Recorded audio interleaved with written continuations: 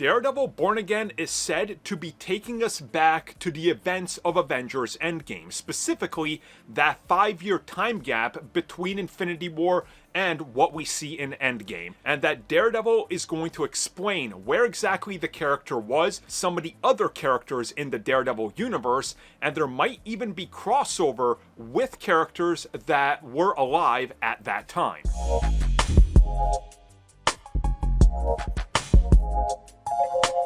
So this comes at us from Marvel Spoiler. Yes, that's the source, so take it for what it's worth. And what it's worth, I don't know. I can't tell you that. That's up to you to decide. But according to The Scoop, an episode of Daredevil Born Again will focus on Daredevil's life after Season 3 ended, during the Thanos snap, what happened with everybody, and then when everybody suddenly returned. So the episode is essentially going to cover about 6 to 7 years worth of time and what Daredevil was doing. Now, I know that sounds crazy, but again, if they fill out just a couple of little details in there, it will add context to what was going on the street level side of things. And maybe this is why many of the characters aren't gonna show up just yet. And that's why Daredevil's trying to see where they are, because you don't know. Did they die? Did they go away? When they came back, did they give up their life because so much changed? That's interesting. But also, apparently there are going to be tons of references to what's happened in the MCU, and the big one might be that Daredevil was actually out there making friends with some of the Avengers that were alive. Now, obviously, ones that were alive, you had Black Widow, for example. Is Scarlett Johansson going to show up in this? Probably not, but he could mention it. Being like, yeah, somebody came to recruit us, Natasha or somebody. I said no.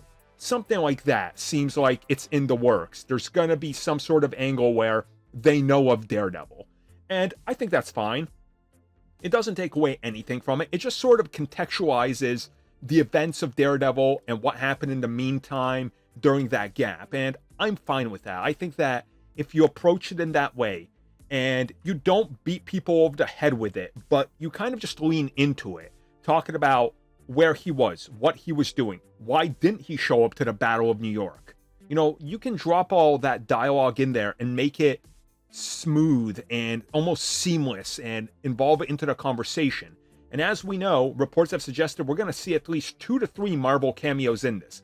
So if it's true that Winter Soldier is showing up still, it might make sense if he's like, look, we tried to get you right before the purple face guy showed up. You said no. You saw what happened. We need you. The street side isn't the only thing you got to worry about. And maybe Matt's like, you know what? Give me that business card.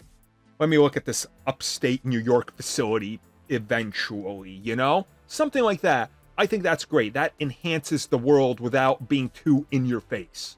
We don't need Daredevil taking a day trip up to New York to be like, oh, that's a great Avengers facility. Boy, none of the Avengers are here, right? It's because the budget.